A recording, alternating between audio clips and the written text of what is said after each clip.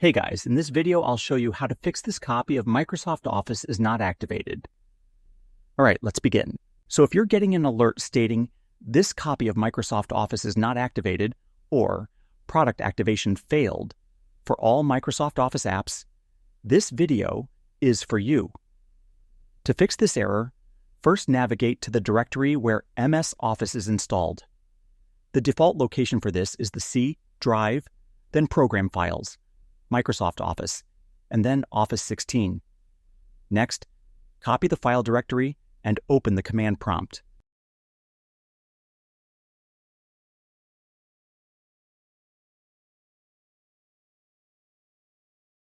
By the way, this method is legal and provided by Microsoft's official website. In the command prompt, type cd / and press enter. Once you get into your C drive, again type cd and paste the file directory we just copied.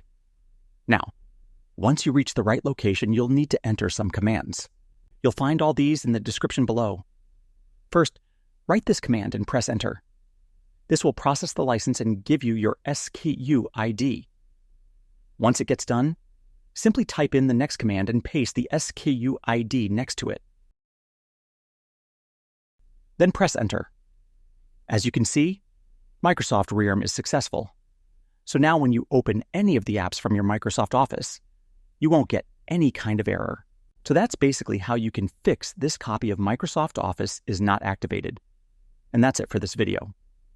If you find this helpful, consider subscribing and giving this a big thumbs up.